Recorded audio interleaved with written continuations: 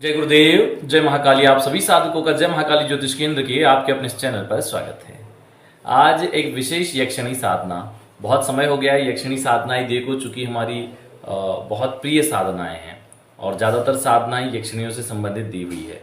आज रत्नाकर यक्षिणी साधना देंगे जिसका निवास समुद्र में कहा गया है और ये माता महालक्ष्मी की विशेष अनुचरी हैं, इसलिए ये धन समृद्धि भूमि भवन वाहन से युक्त करती हैं अपने साधक को। लेकिन इसमें कुछ ऐसे नियम है जो हर व्यक्ति पालन नहीं कर सकता, लेकिन उसको आसान कैसे किया जाए वो बताएंगे।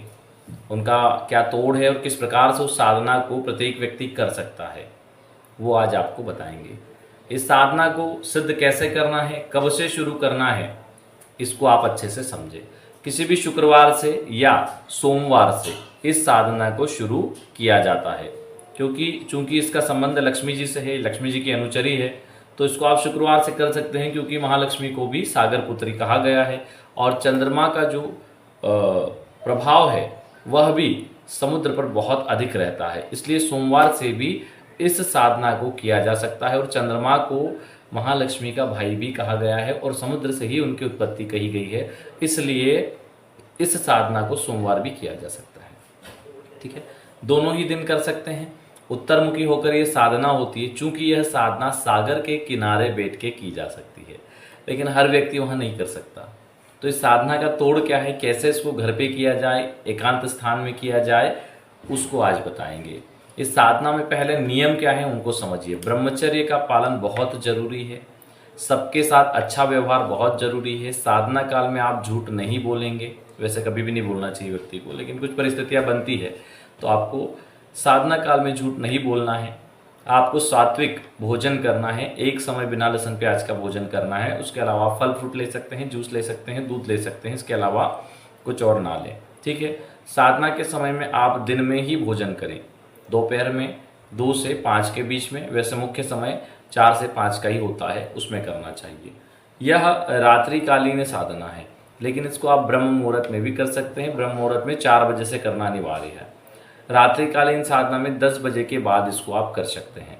ठीक है, इसमें आप सफ़ेद या पीले वस्त्र धारण कर सकते हैं, आसन भी सफ़ेद या पीला हो।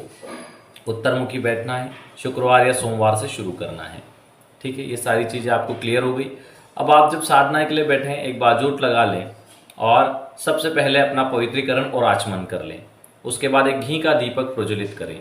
ठीक है, जिस कमरे में आप कर रहे हैं एक मीडियम सा लाइट चालू कर दें जो सफ़ेद या पीले कलर का हो, 0 वाट का बल्ब, उसके अलावा कुछ ना रखें, या फिर दीपक की रोशनी में साधना करें। साफ सुथरा कमरा होना चाहिए, खुशबूदार कमरा होना चाहिए, बहुत सारा अटाला उस कमरे में ना हो। ठीक है, क्योंकि कुछ साधनाओं की कुछ विशेष प्रणाली होती है, अगर उससे संबंधित लाभ चाहिए तो। इसके बाद आपको हाथ में जल लेके संकल्प हो गया, दीपक प्रज्वलन किया, दीपक का पूजन कर दें। इसमें घी के दीपक का प्रयोग करें, संभव ना हो तो तिल के तेल का प्रयोग कर सकते हैं। उसके बाद आप एक महालक्ष्मी का चित्र भी रखें वहाँ पर, और वहीं पर यक्षिणी यंत्र स्थापित कर दें। सबसे पहले यक्षिणी यंत्र को स्नान करवाएं और कुमकुम केसर आदि से उसका पूजन करें। फिर महालक्ष्मी पूजन करें, अगर गुरु चित्र या मूर्ति है तो उनका पूजन करें। मानसिक रूप से गणेश जी का, गुरु जी का ध्यान करें और उसके बाद में हाथ में जल लेके संकल्प में कि मैं अमुक नाम अमुक गोत्र, मैं अमुक नाम अमुक गोत्र, अपना नाम और गोत्र बोले, मैं आज रत्नाकर यक्षिणी सिद्धि करने जा रहा हूँ। माँ महालक्ष्मी आज्ञा और आशीर्वाद प्रदान करें, समुद्र देवता आज्ञा और आशीर्वाद प्रदान करें, गुरुदेव सहित स्थान देवता, कुल देवी देवता, पितृ देवी देवता आज्ञा और आशीर्वाद प्रदान करें। रत्नाकर यक्षिणी की कृपा से मेरा जीवन धन समृद्धि यश कीर्ति भूमि भवन वाहन स्त्री से संपन्न हो, पुत्र पौत्रों से संपन्न हो, मैं सुखी जीवन प्राप्त करूं, मेरा जीवन का प्रत्येक क्षण सुखमय हो जाए, इस प्रकार रत्नाकर यक्षिणी मुझे वर प्रदान करें। ऐसा संकल्प लेके जल छोड़ देना है। ये भी बोलना है साथ में कि मैं सदगुरुदेव सहित माता महालक्ष्मी की साक्षी में ये साधना करने जा रहा हूँ, दीप देवता की साक्षी में ये साधना करने जा रहा हूँ, कुल देवी देवता, पितृ देवी देवता, इष्ट देवी देवता की साक्षी में ये साधना करने जा रहा हूँ। वो हमारे साक्षी हो जाते साधना के, तो इसमें विवश होकर शक्ति को आपको आशीर्वाद देना पड़ता है। अगर वो नहीं आना चाहती फिर भी उसको आना पड़ेगा, क्योंकि उसके भी इष्ट वहाँ पर है।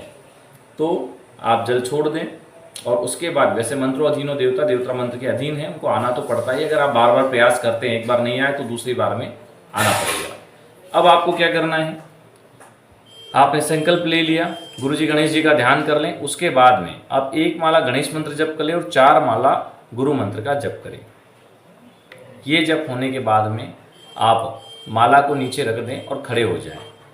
हाथ जोड़कर महालक्ष्मी से विनम्र प्रार्थना करें कि हे माता महालक्ष्मी, मैं आपकी अनुचरी रत्नाकर यक्षिणी की सिद्धि करना चाहता हूँ।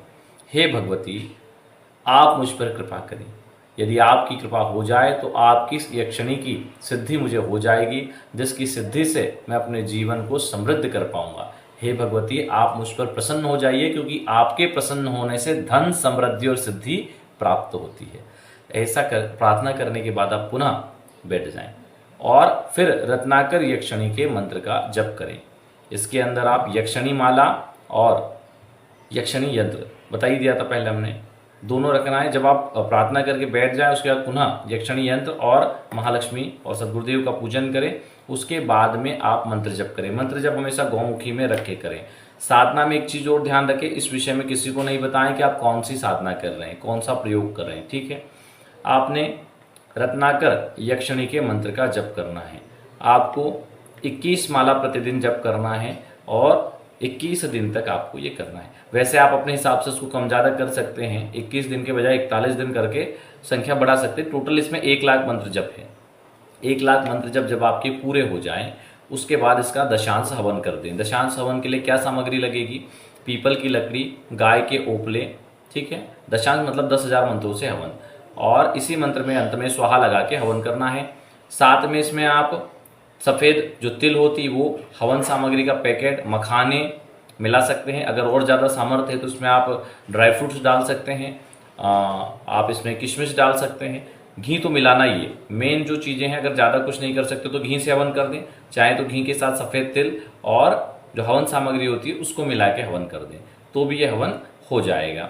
तो इस पर इसमें खाली खीर की आहुति भी आप डाल सकते हैं। सूखी खीर बनाए, ज़्यादा पानी वाली नहीं, क्योंकि उससे फिर आपकी अग्नि की लौ जो है वो कम होती है। थोड़ी सी आहुतियाँ आप खीर की चला सकते हैं, फिर हाथ धोकर आप सामग्री की चला सकते हैं, घी की चला सकते हैं, ठीक है। तो इस प्रकार इसी प्रकार से आप करना है। 1 माला गणेश मंत्र की आहुति दी, 1 माला गुरु मंत्र की आहुति दी और फिर 100 माला से आपको दशांश हवन करना है। अब इसमें दिक्कत क्या हो जाती है कि एक व्यक्ति 100 माला से हवन कैसे करेगा, बहुत समय लग जाएगा हवन करने में, ठीक है। तो उसमें आपको क्या करना है, और उत्तरमुखी होकर हवन करना है। आप अपने साथ 4 से 5 लोगों को बिठा लें जो जिनका खान पान सात्विक हो, जो शराब नॉनवेज आदि का सेवन नहीं करते हो, ऐसे लोगों को बिठा लें। और संकल्प आपको ही लेना है, संकल्प कि मैंने जो साधना की उसका दशांश हवन करने जा रहा हूँ, हे चंद्रिका रत्नाकर यक्षिणी आप स्वीकार करें। इस प्रकार संकल्प ले लें। और आपने पहले गणेश मंत्र से 1 माला हवन करना है, गुरु मंत्र से 1 माला हवन करना है। गुरु मंत्र सबके सामने उच्चारण नहीं करना, मन में बोल के स्वाहा बोल के करना है। महालक्ष्मी मंत्र का 1 माला हवन कर देना है। उसके बाद आप जो हवन करेंगे उसमें चंद्रिका यक्षिणी के मंत्र को गुप्त रखना है, मन में बोलना है और स्वाहा जोर से बोलना है। तो आपके साथ वो लोग भी स्वाहा बोलेंगे। जैसे आप लोगों ने 100 माला से आपको हवन करना है, आपने 5 लोगों को बिठाया तो 5 माला, आपने 1 माला से हवन किया तो 5 माला गिनी जाएगी। क्यों? क्योंकि 5 लोगों ने आहुति दी है, ठीक है, तो 5 माला गिनी जाएगी। इस प्रकार आप जब 10 माला से हवन कर दोगे तो 50 माला हो जाएगी, क्योंकि 5 जन बैठे हुए हैं, सभी ने 10-10 माला से आहुति दी है, ठीक है। तो इस प्रकार 20 माला में आपका हवन पूर्ण हो जाएगा और 20 माला में भी आपको 3 घंटे लग जाएंगे, ठीक है। तो इस प्रकार से हवन किया जाता है। हवन करते समय बार बार उठना नहीं है। एक बार जो लोग बैठ गए, हवन कंप्लीट होने के बाद ही, क्षमा प्रार्थना करने के बाद ही, पूर्णाहुति के बाद ही उठना है।